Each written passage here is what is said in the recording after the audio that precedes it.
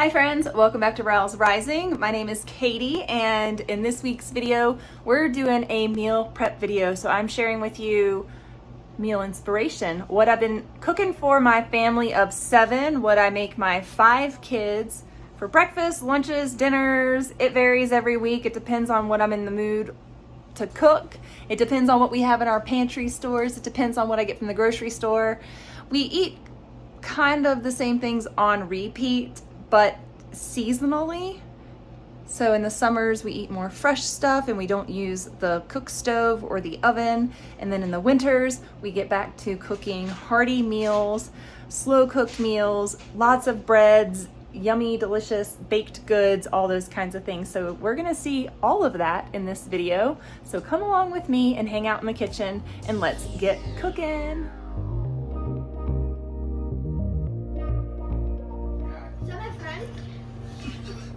I haven't taken any videos or anything of anything I've cooked, but these are the pumpkin pies, store-bought crusts. And then this is the turkey that everybody's eating. And it's the night before Thanksgiving.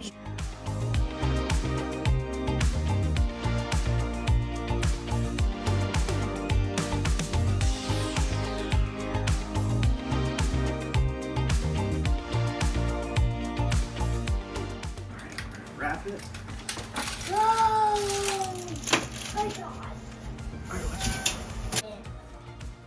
Nearly burnt the house down trying to get the crust on this thing in the oven, but it is going to be medium rare when we slice into it. It looks amazing. Cooked to internal temperature of 123. Oh my gosh. It's cooked perfect. It's gonna be so good. Chef Pierre knows what's up.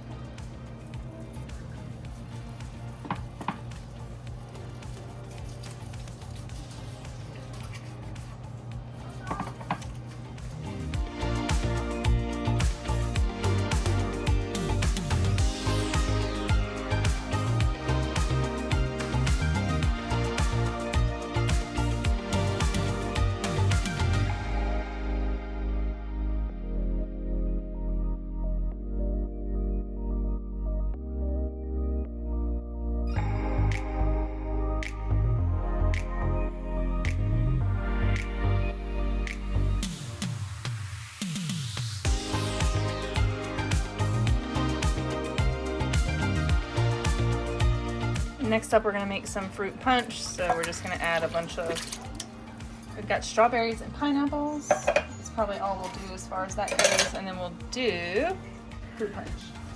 Got some fruit punch here. And we're gonna add some ginger ale too. Can you get the ginger ale? Then just some ginger ale. I think you can use Sprite or whatever you want. For some reason, growing up, we used ginger ale at the holidays. You can also use that red ginger ale. And growing up, we used fruit cocktail. And you know, in true fashion, every year we make turkey bone broth. And I just love it so much because it's the most gelatinous bone broth that I make. Turkeys really have a lot of connective tissue and all those joint bones, the wings, the legs. So it makes an amazing broth. I've got carrots, peppercorn, celery, some parsley, bay leaves, and we're just gonna let this go for the day, and then I'll can it up tonight or maybe tomorrow. All right, this is the large cutting board of preparation where we do all of the magic. So we just made turkey salad. And of course, we got some more rolls going back there. We made turkey salad with leftover turkey. Aaron said, hey, let's put some Bubby's pickles in it, and we did. We cut up the Bubby's pickles, added some mayo, salt, and pepper, and put it on our homemade daily loaf of bread that's on our channel. We also have sourdough back here I made yesterday. It's amazing, but we're gonna have that later. We just needed to use this up, so good stuff. Toasted bread. It's delicious. Okay, I've scoured and scoured and scoured, and I'm missing an ingredient. I thought I had meatballs. I have no meatballs. I've used all the meatballs that we have, and I don't have any meat thawed to make meatballs, so we're going to skip that. But we're gonna use our turkey broth and we're gonna make this Italian wedding soup minus the meatballs. We've started over here with our mirepoix. That is what you call the onions, the celeries, and the carrots. And you just saute this until everything is translucent, or until the onions are translucent. And then once they are, we are gonna add in our chopped turkey, our turkey stock, and our pasta, and we're gonna have a little soup. So I'm gonna go ahead and cook up the pasta as well and get that going. All right, we're adding in all of our turkey to this now. Don't have the meatballs. I still haven't found them, but that's okay. If you have meatballs, add them, because it makes this really, really yummy. So salt and pepper to taste, and then I'm adding in some poultry seasoning because it adds lots of flavor as well. Smells amazing. We've got our water going back there, and then our broth back here. I'm just going to work on straining out some broth out of this pot that we've got our bone broth cooking in.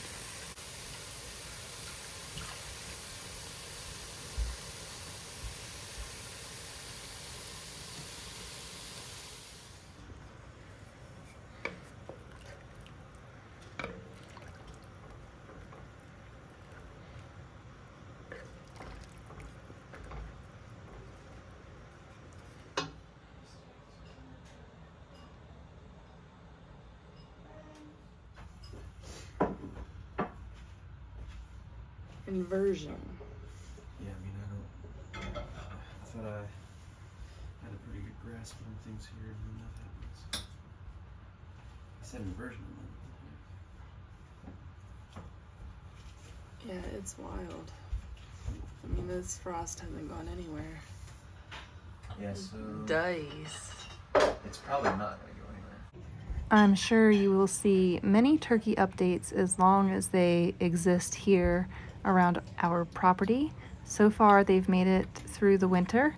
In previous years, they've disappeared.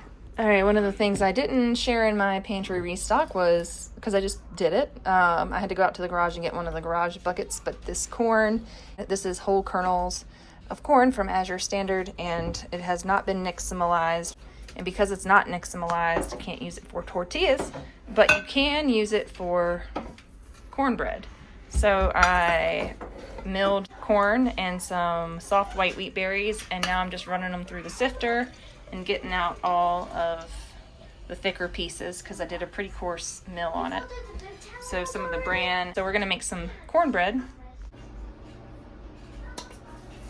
This recipe comes from Felicia over at Grains and Grit. You can check it out precisely on her channel, and she goes into a long explanation about all the parts and pieces of homemade fresh milled cornbread. But I'm just going to go over the recipe real quick with you here. And for this recipe, you need 1 cup of cornmeal, 1.5 cups flour, 4 teaspoons of baking powder, 1/2 teaspoon of salt, 1/2 cup of sugar, 1.5 cups of milk, 1 egg, and you're gonna see here in a minute that I forgot to add my oil with all of my wet ingredients. But what you do is you combine all of your dry ingredients and you give them a good mix. And you combine all of your wet ingredients, to which I neglected to add my 1/4 cup of oil. You'll see me add that in just a minute as an afterthought. While I mix this up, my oven is preheating at 400 degrees Fahrenheit, and we are gonna bake this for 20 minutes. So I've modified this just a little bit in the video. I added some extra ingredients to it to bulk it up a little bit to feed my family of 7. And typically I bake this in a cast iron skillet, but I am going to put some ghee into a casserole dish, a glass casserole dish, because I believe it holds more than my cast iron skillet does. And I wanted to be able to fit all of this into one vessel to bake it all at once. So that is what we are doing here.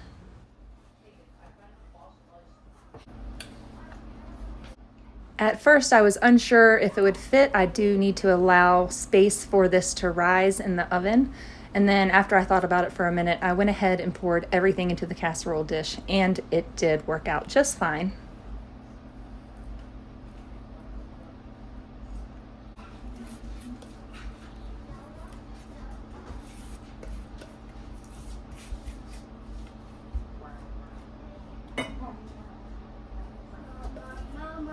We're gonna serve up cornbread with some beans. I haven't decided yet. Should we do these cannellini beans or maybe some Bush's baked beans, maybe some black beans? I don't know. We'll see what the kids want.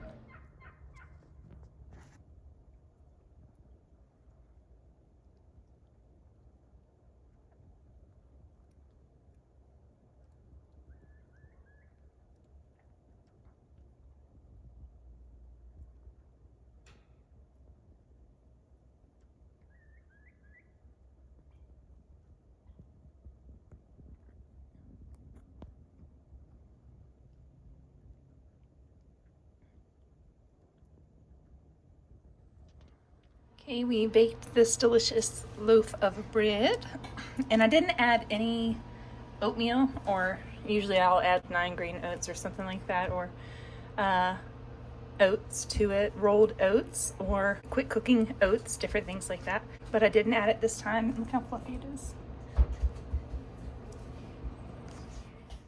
All right, bread's out of the oven. Cornbread is out of the oven. Well, bread was in the bread machine, but we are going to slather butter on the top of the cornbread. Feel free to do that to your homemade bread as well. And then we are going to slice this up and serve it up with a bowl full of beans.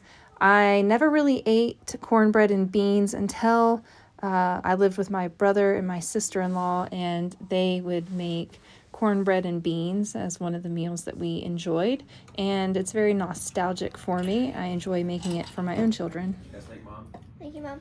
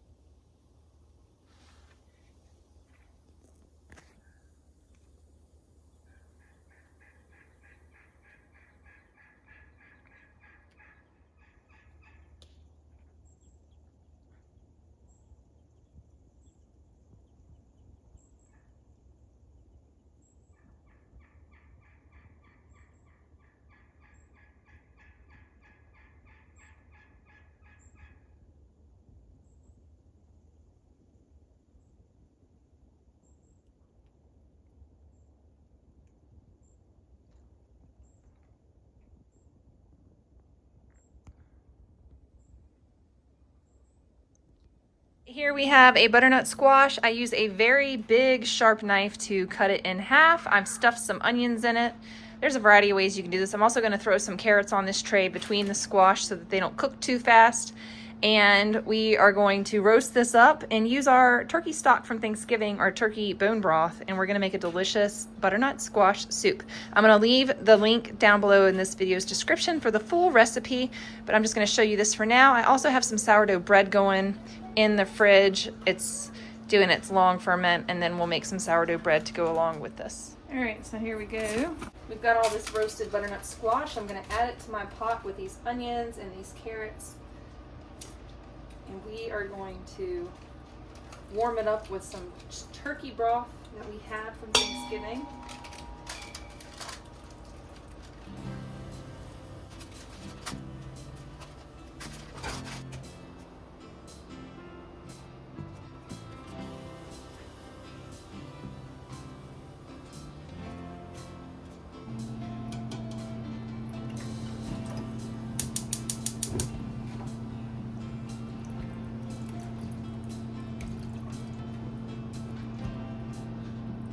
There are a few ways to accomplish pureeing this soup into a nice, fine, delicious puree of soup.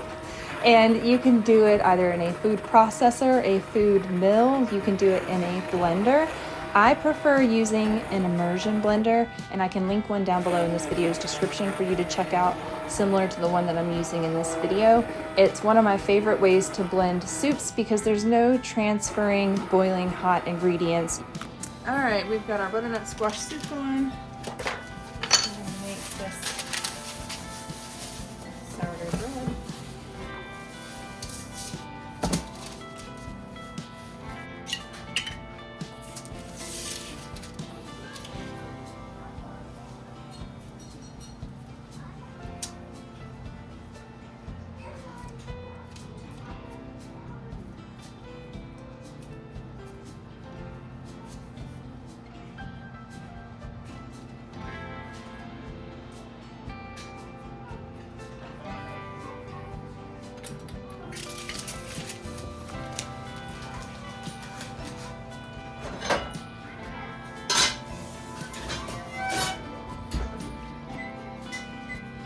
Everything's better with a dollop of butter, and we're also going to do a sprinkling of nutmeg on top.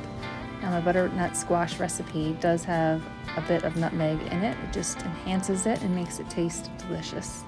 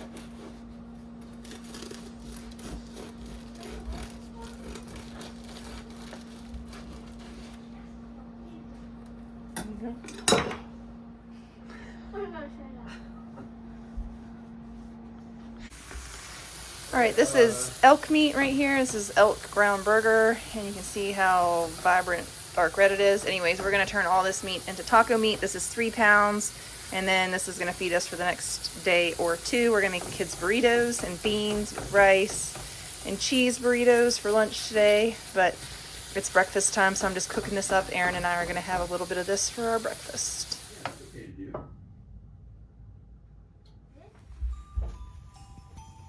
Oh, but it's a pretty one. Let's bake some Brie cheese, but not just any Brie cheese bake. We are gonna do a cranberry, walnut, and honey in a pie crust Brie cheese bake. Now, typically these recipes call for a pastry crust. Is pie crust a pastry crust? Well, I believe that they're speaking about the more flaky pastry crust, but here I have some pie crust, so that's what we are going to be using today to bake our Brie, and it actually turned out really, really good. I'm not gonna lie. This is probably one of my favorite things to make now, and I plan on making more, if not for my family, for myself in the future. Anyways, here we've got our pie crust, and with a little bit of egg and water mixed together, we are brushing our pie crust. This is gonna make a nice golden hue when it all bakes up, but this is the underneath piece, and really you just baste it so that your top piece sticks to it and nothing leaks out. Then we're gonna take our Brie cheese, and this is that President Brie cheese that you saw just a little bit ago, and we're gonna place it right in the middle. On top of this, we're gonna drizzle some delicious honey. Use any kind of honey that you like or that you have on hand. I'm using my honey from Azure Standard. You know I love getting big gallons of raw honey because we drink lots of tea and we use it in lots of recipes around here. So today, that's what we are using. On top of this, we are gonna throw some homemade cranberry sauce and some walnuts. Oh, it's so good. If you haven't made your own homemade cranberry sauce from scratch, I highly recommend it. Get some cranberries and freeze them in your freezer so that you can make this a few times a year. It is delicious, and we make it with honey when we cook it, or you can use sugar, and we use less than what the recipe calls for when you make your cranberry sauce, and we do use juice when we make it. So orange juice, honey, and cranberries, simmer them on the stove until the cranberries pop open and become translucent, and there you have a delicious cranberry sauce to feed your family. It's nice and simple. I'm adding a sprinkling of herbes de Provence just to make more flavors erupt inside of this delicious pie crust. So on top of this, we are going to place another piece of pie crust, and we are going to trim this up and bake it in the oven that is preheated at 400 degrees with my little cast iron skillet. And we're going to bake this for 25 to 30 minutes until the cheese is nice and ooey, gooey, and the outside is golden brown. Once it's pulled from the oven, give it just a little bit of time to cool down so that the cheese doesn't just run out completely. It will be delicious and ooey gooey. On this night, we are going to serve our Brie cheese with some fresh baked sourdough bread. I'm just going to cut it up, and then I noticed, well, it's ooey and gooey a little bit too much, so I'm going to pop it right back into the cast iron skillet just to keep it all together in its form.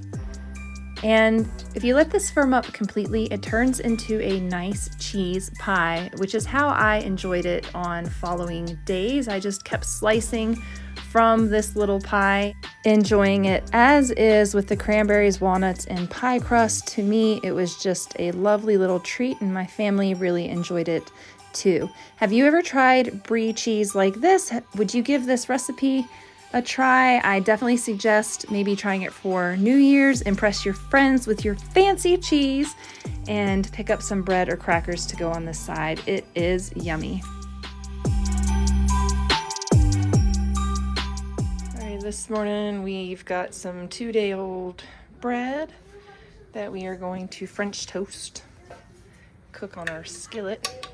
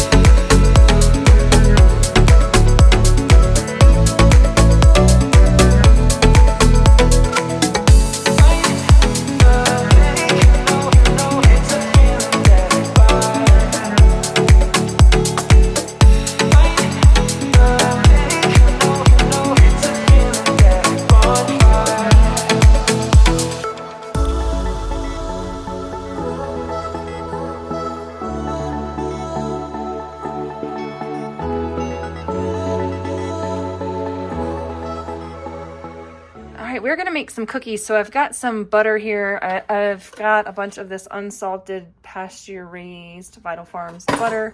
4 sticks of that. Look how golden yellow beautiful it is.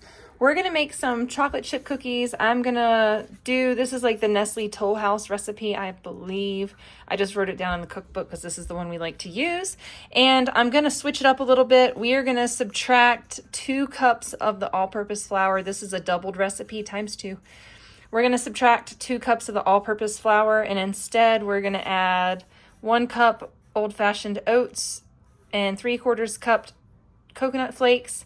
And we're also going to do 3/4 cup chopped walnuts, and we're going to add a lot of chocolate chips because chocolate chips are good. So we've got our huge thing of granulated sugar.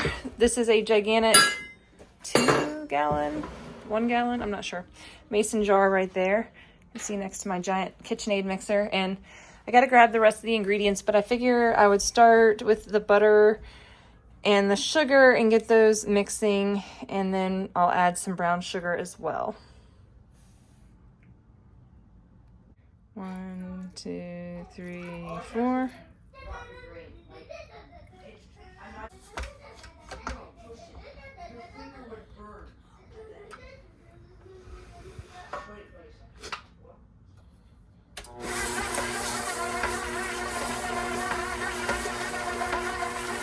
I got distracted. Somebody's pulling into my house. All right. This video is sponsored by VIP Box, where style meets durability and functionality. Look, it's a box inside of a box. It's a box inside of a box. Just what we needed. Hard shell luggage. It's a suitcase. Can I get that opened up real quick?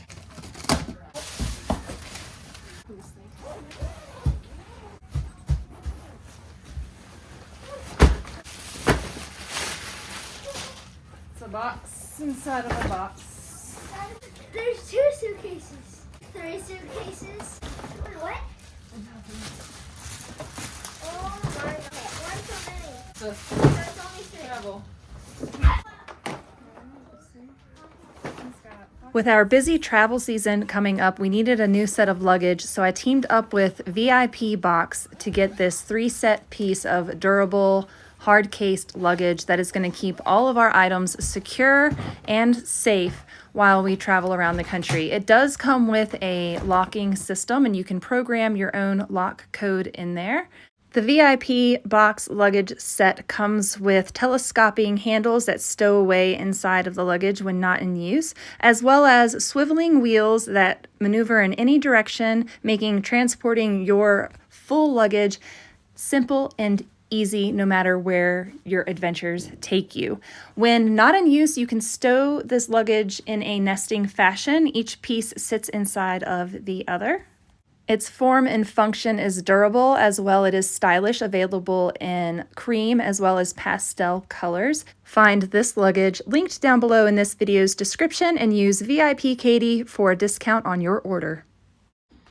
All right, we're gonna crack in 4 eggs. We've got our stuff creamed up. I just had a package show up.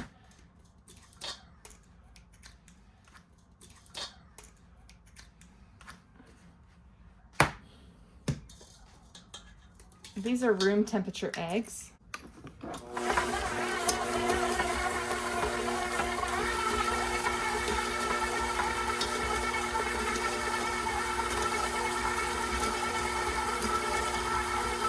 I should have done this one at a time. My bad.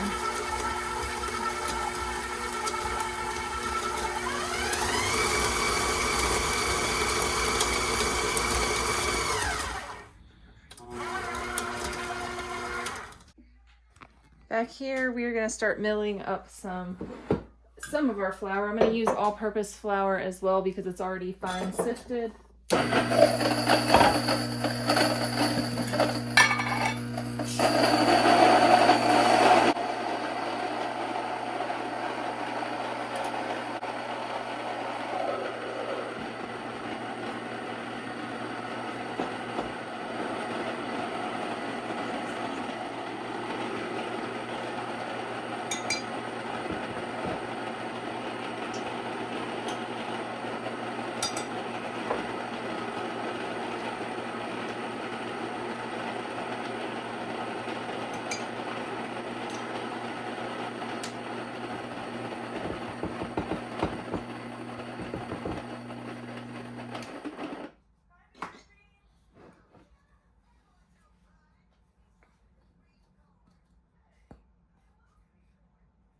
What, 4 cups? I'm gonna add 4 cups in and add 2 more cups of all-purpose. I'm just adding up to 4 cups because I'm gonna add some oats and I'm gonna add some coconut to this. And a cup of these oats. Okay. I'm gonna start adding in this flour mixture here, a little bit at a time.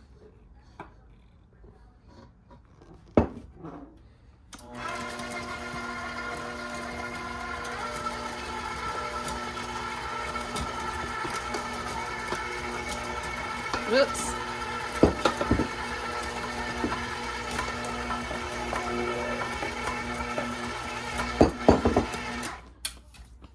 Made a mess. Big ol' mess.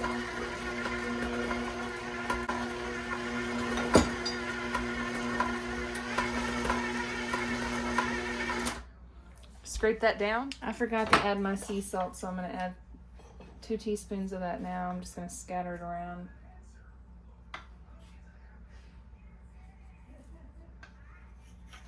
Get that mixed in there.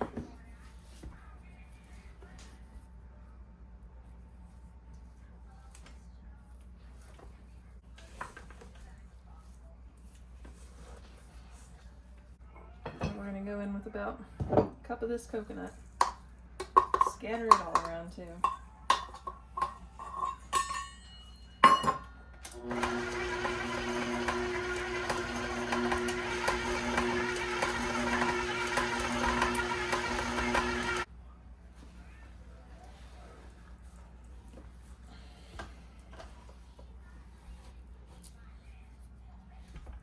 about time to add those chocolate chips in too. So we're gonna go in with a full 4 cups of chocolate chips in here. Bake our oven 350. Start it. I'm gonna say this is a good 2 cups, maybe 1.5 cups of chopped walnuts. Walnut pieces. And we're gonna do a bunch of cups of chocolate chips. This is a double batch, you know, double batch of chocolate chips, or of Cowboy, whatever these are. Oh, it's a lot.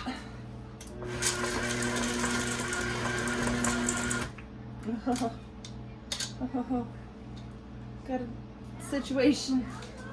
situationship here going on here, folks, with all these ingredients. This is a large cookie.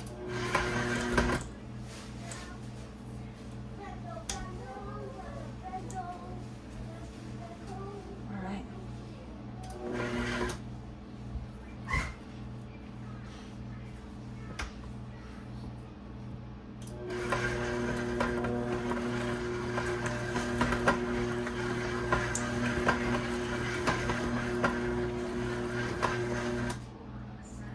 Okay, there we go.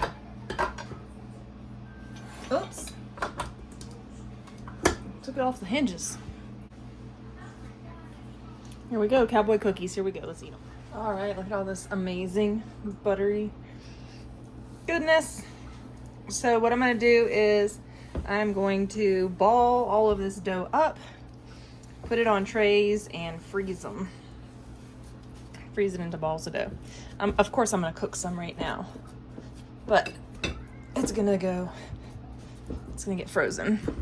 A lot of it is so that we can just take it out or give it to friends to take home, take and bake when our buddies come over, send them home with some All right, so these are the cookies so far. That's just what I've baked, and the kids have all had a cookie or two, and they look amazing.